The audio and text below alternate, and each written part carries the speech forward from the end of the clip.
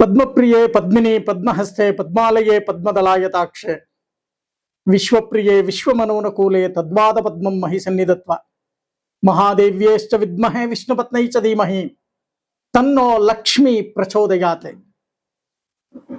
ಸಮಸ್ತ ವೀಕ್ಷಕರಿಗೆ ಶ್ರೀಧರ ಭಟ್ಟಾಚಾರ್ಯ ಗುರೂಜಿ ಮಾಡುವ ನಮಸ್ಕಾರಗಳು. ನೀವೆಲ್ಲರೂ ಆರೋಗ್ಯವಾಗಿದ್ದೀರಾ? ಕಷ್ಟ ಕಾರ್ಪಣ್ಯಗಳಿಂದ ಮುಕ್ತಿಯನ್ನು ಹೊಂದತಕ್ಕಂತ ಸಮಯದಲ್ಲಿದ್ದೀರಾ ಅಂತ ಭಗವಂತನಲ್ಲಿ ಪ್ರಾರ್ಥನೆಯನ್ನು ಮಾಡುತ್ತಾ, ನನ್ನ ಮನಸ್ಸಿನಲ್ಲಿ ನೆನೆಯುತ್ತಾ, ನಿಮ್ಮೆಲ್ಲರಿಗೂ ಕೂಡ ಆಶೀರ್ವಾದವನ್ನ ಮಾಡ್ತಾ, ಮೇ ತಿಂಗಳು ದ್ವಾದಶ ರಾಶಿಯ ಗೋಚಾರ ಫಲಗಳು ಹೇಗಿದೆ? ಮೇ ತಿಂಗಳಲ್ಲಿ ಯಾವ ಯಾವ ಗ್ರಹಗಳು ಯಾವ ಯಾವ ರಾಶಿಯಲ್ಲಿ ಸಂಚಾರವನ್ನ ಮಾಡ್ತಾರೆ, ಆಯಾ ರಾಶಿಗಳಿಂದ ಫಲಗಳನ್ನ ಏನ್ ಕೊಡ್ತಾರೆ, ನಿಮಗೆ ಅದೃಷ್ಟವೋ ದುರಾದೃಷ್ಟವೋ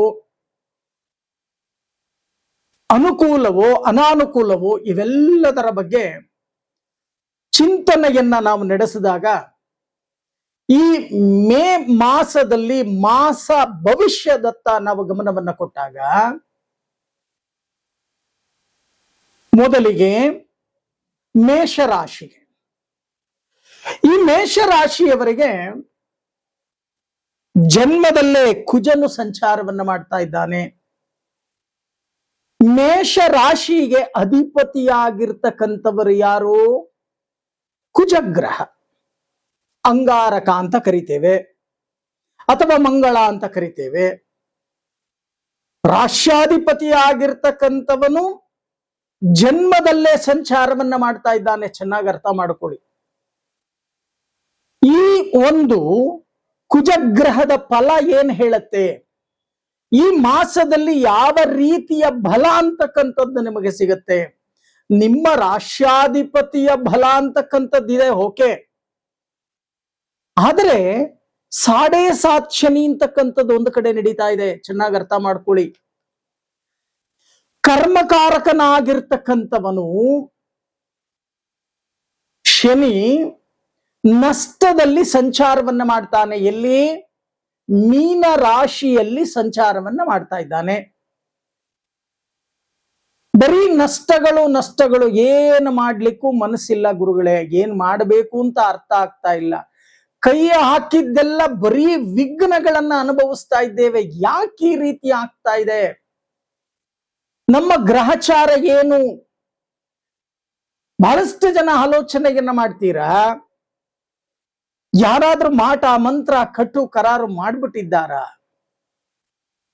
ಯಾಕಾಗ್ತಾ ಇದೆ ನಮ್ಮ ಜೀವನದಲ್ಲಿ ಬಹಳಷ್ಟು ನಷ್ಟಗಳು, ಚಂಚಲತೆ? ಒಂದು ವಿಚಾರವನ್ನ ನಾನು ಹೇಳೋಕೆ ಇಷ್ಟಪಡ್ತೇನೆ. ಮಿಥುನ ರಾಶಿಯಲ್ಲಿ ಗುರು ಸಂಚಾರವನ್ನ ಮಾಡ್ತಾ ಇದ್ದಾರೆ. ಚೆನ್ನಾಗಿ ಅರ್ಥ ಮಾಡ್ಕೊಳ್ಳಿ. ಈ ಮಾಸದಲ್ಲಿ ಶುಕ್ರನೂ ಕೂಡ ಮಿಥುನ ರಾಶಿಯಲ್ಲೇ ಸಂಚಾರವನ್ನ ಮಾಡ್ತಾನೆ. ಗುರು ಮತ್ತೆ ಶುಕ್ರರು ಇವರಿಬ್ಬರು ಏಕ ರಾಶಿಯಲ್ಲಿ ಸಂಚಾರವನ್ನ ಮಾಡೋದರಿಂದ ಬಹಳಷ್ಟು ತೊಂದರೆಗಳನ್ನ ಅನುಭವಿಸಬೇಕಾಗತ್ತೆ. ಯಾವ ರೀತಿ ತೊಂದರೆಗಳು? ಮನಕ್ಲೇಶ, ಮನಸ್ಸನ್ನ ಕೆಡಿಸ್ಕೊಂಡ್ಬಿಡ್ತೀರಾ. ಮನಸ್ಸಿನಲ್ಲಿ ದುರಾಲೋಚನೆ ಅಂತಕ್ಕಂಥದ್ದು ಬರುತ್ತೆ. ಆ ದುರಾಲೋಚನೆಯಿಂದ ನಾನಾ ರೀತಿಯ ಸಮಸ್ಯೆಗಳನ್ನ ಉತ್ಪತ್ತಿ ನೀವೇ ಮಾಡ್ಕೋತೀರಾ. ಅದೇನೋ ಹೇಳ್ತಾರಲ್ಲ, ಹಗಲಲ್ಲಿ ಗುಂಡಿ ತೆಗೆದು ರಾತ್ರಿ ನೀವೇ ಬೀಳ್ತಕ್ಕಂಥದ್ದು ಕತ್ತಲಲ್ಲಿ. ಸ್ವಯಂಕೃತ ಅಪರಾಧಗಳಿಂದ ಬಹಳಷ್ಟು ತೊಂದರೆ ತಾಪತ್ರಯಗಳನ್ನ ನೀವು ಅನುಭವಿಸಬೇಕಾಗತ್ತೆ. ಎಚ್ಚರಿಕೆಯನ್ನ ವಹಿಸಿ. ಭಗವಂತ ಒಳ್ಳೆಯ ಬುದ್ಧಿಶಕ್ತಿಯನ್ನ ನಿಮಗೆ ಕೊಟ್ಟಿದ್ದಾನೆ. ಆ ಬುದ್ಧಿಶಕ್ತಿಯನ್ನ ಉಪಯೋಗಿಸಿ ಬರ್ತಕ್ಕಂತ ತೊಂದರೆ ತಾಪತ್ರಯಗಳನ್ನ ನಿವಾರಣೆಯನ್ನ ಮಾಡಿಕೊಳ್ತಕ್ಕಂತ ಕೆಲಸವನ್ನ ಮಾಡಿ. ಒಂದು ಕಡೆ ಗುರು ಮಾನಹಾನಿಯನ್ನ ಮಾಡ್ತಾನೆ. ಏನಿದ್ದರೇನು ಫಲ? ಇರ್ತಕ್ಕಂಥ ಮರ್ಯಾದೆ ಹೊರಟೋದ ಮೇಲೆ ಬದುಕಿದ್ದು ಕೂಡ ಸತ್ತ ಹಾಗೆ ಅಂತ ಕೆಲವರ ಅಭಿಪ್ರಾಯ. ಕೆಲವರು, ಬಹಳಷ್ಟು ಜನ ಒಂದು ಕುಟುಂಬದಲ್ಲಿ ಮರ್ಯಾದೆಗೋಸ್ಕರ ಬದುಕ್ತಕ್ಕಂಥವರು ಬಹಳಷ್ಟು ಜನ ಇದ್ದಾರೆ. ಬರೀ ಹಣಕ್ಕೋಸ್ಕರ ಅಲ್ಲ, ಹಣ ಯಾರು ಬೇಕಾದ್ರೂ ಸಂಪಾದನೆ ಮಾಡಬಹುದು. ಎಲ್ಲ ಒಂದು ಕಡೆ ಹಣ ಬರುತ್ತೆ, ಯಾರ ಹತ್ರನೂ ನಿಲ್ಲಲ್ಲ ರೀ. ಮಹಾಲಕ್ಷ್ಮಿ ಚಂಚಲೆ, ಮಹಾಲಕ್ಷ್ಮಿ ಅಷ್ಟೋತ್ತರದಲ್ಲಿ ನಾವೇ ಹೇಳ್ತೇವೆ ಚಂಚಲಾಯ ನಮಃ, ಹೌದಲ್ವಾ? ಹಾಗೆ ಆ ಚಂಚಲತೆ ಅಂತಕ್ಕಂಥದ್ದು ಇರುತ್ತೆ. ಆ ಚಂಚಲತೆ ಅಂತಕ್ಕಂಥದ್ದು ಇರೋದ್ರಿಂದಾನೇ ನಾನಾ ರೀತಿಯ ಸಮಸ್ಯೆಗಳು ಅಂತಕ್ಕಂಥದ್ದು ಈ ಮಾಸದಲ್ಲಿ ನಿಮಗೆ ಪ್ರಾಪ್ತಿಯಾಗತ್ತೆ. ಎಚ್ಚರಿಕೆಯನ್ನ ವಹಿಸಿ. ಹಾಗಂತ ಧೃತಿಗೆಡ್ತಕ್ಕಂಥದ್ದು ಬೇಡ ರೀ. ಬಹಳಷ್ಟು ಜ್ಯೋತಿಷ್ಯರು ಹೇಳ್ತಾರೆ, ಭಯ ಪಡಿಸ್ತಾರೆ, ಅಯ್ಯೋ ನಿಮ್ಗೆ ಆಗೋಗುತ್ತೆ, ಅಪಘಾತ ಆಗತ್ತೆ, ಮನಸ್ಸು ಕೆಡಿಸ್ಕೋತೀರಾ, ಏಕಾಗ್ರತೆ ಇರಲ್ಲ, ಇಲ್ದೇ ಇರತಕ್ಕಂಥ ಸಮಸ್ಯೆಗಳಾಗತ್ತೆ, ಅಯ್ಯೋ ಕಲಹಗಳಾಗೋಗುತ್ತೆ, ಸತಿಪತಿಗಳಲ್ಲಿ ದೂರ ಆಗೋಗ್ತೀರಾ. ಖಂಡಿತವಾಗಿ ಇಲ್ಲ. ಭಗವದ್ಗೀತೆಯಲ್ಲಿ ಒಂದು ಶ್ಲೋಕವನ್ನ ನಾನು ನಿಮಗೆ ಹೇಳ್ತೇನೆ, ಕರ್ಮಣ್ಯೇ ವಾಧಿಕಾರಸ್ಯ ಮಹಾಫಲೇಶು ಕದಾಶನಃ.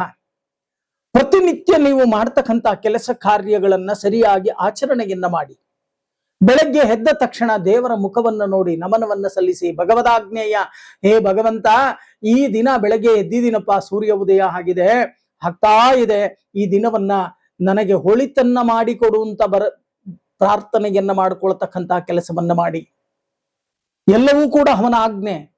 ಅವನ ಆಜ್ಞೆ ಇಲ್ಲದೆ ಒಂದು ಹುಲ್ಲು ಕಡ್ಡಿ ಕೂಡ ಹಲ್ಲಾಡಲ್ಲ. ಮನುಷ್ಯ ಹೇಳ್ತಾನಷ್ಟೇ, ನಾನು ಅದು ಮಾಡ್ಬಿಡ್ತೀನಿ, ಇದು ಮಾಡ್ಬಿಡ್ತೀನಿ, ನಾನು ಬೆಟ್ಟ ತೆಗೆದು ಪಕ್ಕಕ್ಕೆ ಇಟ್ಬಿಡ್ತೀನಿ ಅಂತ ಹೇಳ್ಕೋತಾನೆ. ಆದ್ರೆ ಖಂಡಿತವಾಗಿ ಇಲ್ಲ. ಆ ಬೆಟ್ಟ ತೆಗೆದು ಪಕ್ಕಕ್ಕಿಡಬೇಕು ಅಂತ ಅಂದ್ರೆ ಆ ಭಗವಂತನ ಆಜ್ಞೆ ಅಂತಕ್ಕಂಥದ್ದಿದ್ದರೆ ಮಾತ್ರ ಅವನು ಬೆಟ್ಟ ತೆಗೆದು ಪಕ್ಕಕ್ಕಿಡ್ಲಿಕ್ಕೆ ಸಾಧ್ಯ. ಈ ಮಾಸದಲ್ಲಿ ಸ್ವಲ್ಪ ಸಂಕಟಗಳನ್ನ ನೀವು ಅನುಭವಿಸಬೇಕಾಗತ್ತೆ. ಹಾಗಂತ ಧೃತಿಗೆಡ್ತಕ್ಕಂಥದ್ದು ಬೇಡ. ಸಕಾಲಕ್ಕೆ ಧನ ಆಗಮನವಾಗ್ತಕ್ಕಂಥದ್ದು ಕೂಡ ಕಂಡು ಬರುತ್ತೆ. ಶುಭ ಕಾರ್ಯಗಳಲ್ಲಿ ಭಾಗಿಯಾಗ್ತಕ್ಕಂಥ ಒಂದು ಶುಭ ಯೋಗ. ನಿಮಗೆ ಖರ್ಚಿಗೆ ಎಷ್ಟು ಬೇಕೋ ಅಷ್ಟು ಹಣ ಒದಗಿ ಬರುತ್ತೆ. ಆದರೆ ವಿಪರೀತ ಖರ್ಚನ್ನ ಮಾಡ್ಕೊಂಡ್ಬಿಡ್ತೀರಾ. ಖರ್ಚಿಗೆ ಕಡಿವಾಣ ಹಾಕ್ತಕ್ಕಂಥ ಕೆಲಸವನ್ನ ಮಾಡಿ. ಉಳಿತಾಯದ ಬಗ್ಗೆ ಗಮನವನ್ನ ಹರಿಸ್ತಕ್ಕಂಥ ಕೆಲಸವನ್ನ ಮಾಡಿ.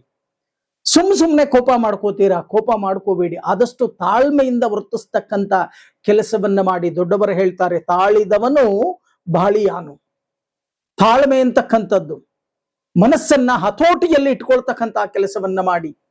ಯಾವಾಗ ಮನಸ್ಸನ್ನ ಹತೋಟಿಯಲ್ಲಿ ಇಟ್ಕೋತೀರೋ ಎಲ್ಲವೂ ಕೂಡ ಹತೋಟಿಯಲ್ಲಿ ಬರುತ್ತೆ. ಪ್ರತಿನಿತ್ಯ ಒಂದು 15 ನಿಮಿಷ ಕೂತು ಮೆಡಿಟೇಷನ್, ಧ್ಯಾನವನ್ನ ಮಾಡ್ತಕ್ಕಂಥ ಕೆಲಸವನ್ನ ಮಾಡಿ.